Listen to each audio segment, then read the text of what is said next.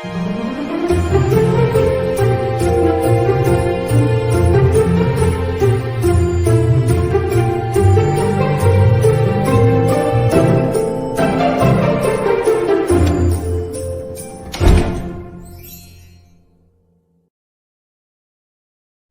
is a special edition of a very merry Vlogmas here on our YouTube channel, though we are recording this at dillosdizresort.com. I didn't realize that banner was going to be branded for the intro. I thought the intro went over the banner, but here we are. She is Jen. Hello. And I am Frank. We're recording at dillosdizresort.com. We're doing a little theme park Thursday live with 3 holiday topics or subjects. We're splitting them up and putting them into the vlog here at the Dillos Diz YouTube channel. I keep saying here, but I'm in multiple locations. Apparently, it's totally fine.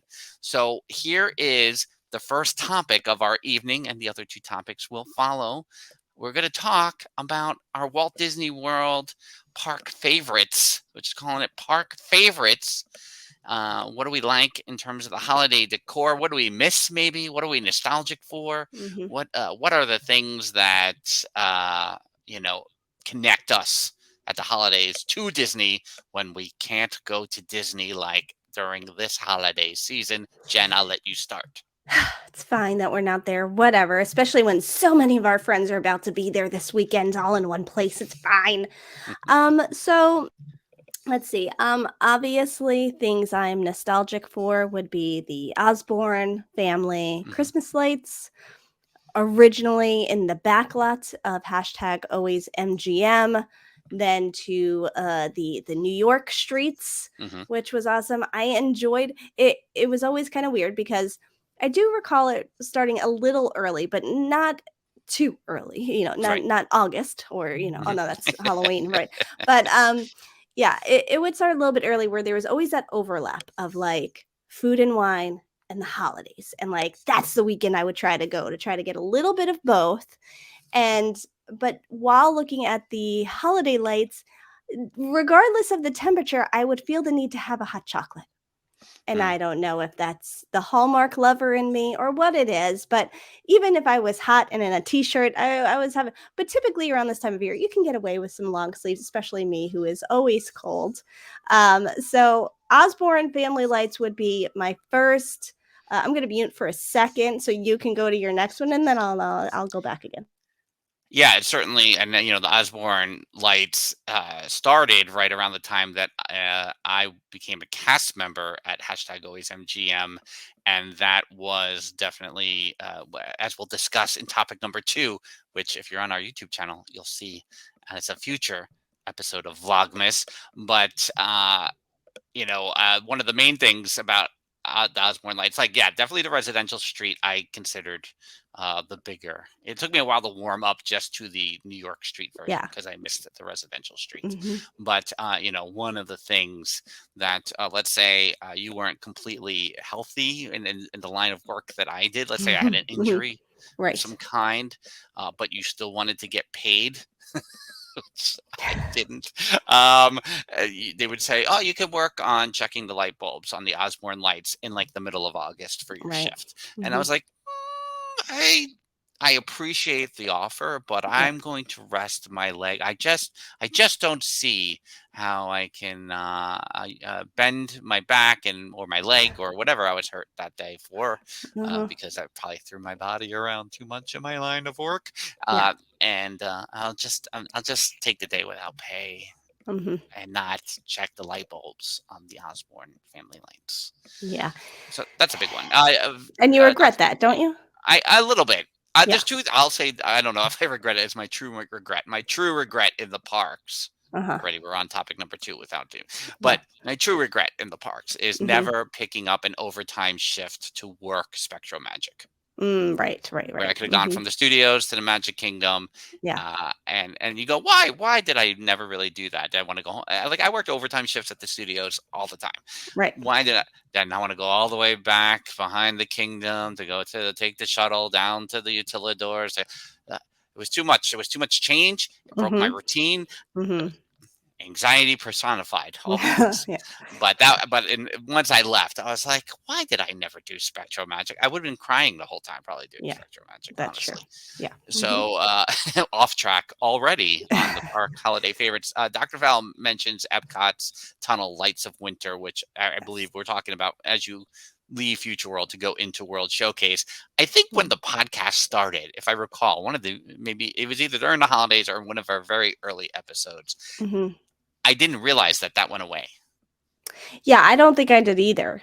Yeah. To me, it's still there. That's what I picture. Like, oh, Epcot, yeah, that's still there. No, right. No, that's a big one. I think that would just always seem to be an icon of Epcot at the holidays. Yeah, for sure. And I'll just add that the music loops are always my favorite. They have expanded over the years. Yeah. So I think the traditional music loop at this point is the one you hear on Main Street that's like 50 minutes or whatever and has a lot of those instrumentals. A lot of those instrumentals are by the guy who, David Rose, I think is his name, but he did like a lot of TV. I don't know if he did a lot of film, but he did a lot of TV film soundtracks, including Little House on the Prairie. So there's a lot of, I always used to think the Christmas loop sounded like Brady Bunch underscoring, but he never did the Brady Bunch scoring. He did Little House on the Prairie though, so there's that connection there. Right. Well, is it like the like a and you hear but it's just the instrumental, so like you hear a lot more of the galloping. Yeah. Maybe that all ties together with the sleigh ride and the whole thing, right? But Rudolph was always in that music. Like we heard a lot of Rudolph on the music loops in the late 80s in the resorts, especially. Like it was just like, how many times can you play Rudolph in this music loop? I remember saying that a lot when I was, Nate in the chat is saying, I miss the Osborne family lights thing. When I got back into Disney parks and people mentioned it, I couldn't figure out what Ozzy was doing with Disney at Christmas. Let me tell you, an Ozzy Osbourne Christmas spectacular in Disney would be amazing. I mean, I would watch that. And the timing would have been right to go from that mid-90s, late 90s Osborne spectacle of lights into the success that was the Osbournes on MTV in the early 2000s. It would have been a seamless transition. Yes, for sure. Just get crazy. That's how it goes. And the lights just go off. I mean, so good. It'd be amazing. I don't know that. I mean, this is not exactly in the parks, but on property that, a big go-to is the resort hopping. Like, I feel like I could not even go into the parks around the holidays if I could just do resort hopping and see the trees and the gingerbread houses and smell the chocolates and, all the things. Yeah. And I feel like, because everyone's photography is always awesome on the social media, but like having not been in the Wilderness Lodge as often at the holidays or the Animal Kingdom Lodge, the lodges really, that their Christmas trees are always, I'm always like, I forget how good those lobbies are, because we're used to Floridian, Polynesian, Beach Club, etc. I feel like those, are traditional resorts that we go into during the holidays. But yeah, when you see like AK Lodge and Wilderness Lodge, you're like, oh yeah, that's a big one. Yeah, definitely. And I mean, just, in the overall, Main Street is such a classic, setup for the holidays, and we've had this discussion before. In debate form, and definitely at the start of the pandemic, as it were, of Main Street versus Hollywood Boulevard. And I think, the debate can be very heavy there. But the #AlwaysMGM decorations have upped their game in post Osborne Lights time periods, and makes it very fun, especially at night. Yeah, and we're always talking about Disney at night, obviously, on all our stuff, our podcasts and what have you. But the holidays, especially, MGM has really stepped up their game.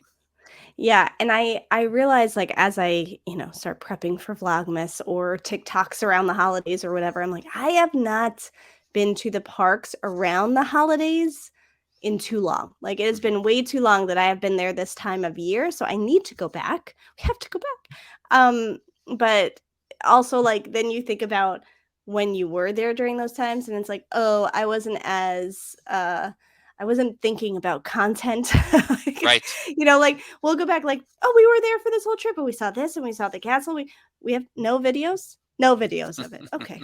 Or like then once the kids came along, all the videos of the kids just looking at things, but not the things. And so, which makes sense. And obviously I would rather those. I'm just saying that I need to take a content trip this time of year. At the holidays, yeah. Yes. Yeah, and I think this is a future discussion on the podcast, which would be, with the ticket price increases happening as of today, December 8th. Welcome everyone to the new dawn here. Part of me is like, is the next couple of trips I make for Not So Scary and or Very Merry, because I haven't done those things in a while or ever in Not So Scary's case, and because of the price point at this point, is that what I do next? Because just to avoid the frustration of buying a high priced 1-day ticket. I don't know. I mean, I think it's not out of the realm of possibility. But I was there in 2018 with the then 2-year-old with Mom and Papa Dillo for a couple of days to look at some of the Christmas decor, and agreed, like, I don't have that much content. Yeah. What am I doing? Right. What am I doing? And I was doing the podcast at that time. Come on. Right. I think about that too. Like we took an entire Dillos family trip in 2018. Right before we started. We thought we were collecting content, but we have nothing. No. And I think it was probably more picture heavy because we're like, oh, we'll post pictures or we'll do blogs or whatever. But Dr. Val in the chat is saying Lewis mourns the years we went before he was picture crazy. Yeah. And Nate was mentioning that if they build a villains park, there could be a Black Sabbath Christmas. I mean, it's not a bad idea. It's not a bad idea. Well, that is going to wrap up this first vlog of 3 at DillosDizResort.com. We are doing 2 additional topics here at the resort. You can always stop on over to DillosDizResort.com. That's our Patreon. Memberships beginning as low as $1 per month. Live streams such as these are at the 2 higher levels that we have. But make sure you check it out. Jen and I'm Frank.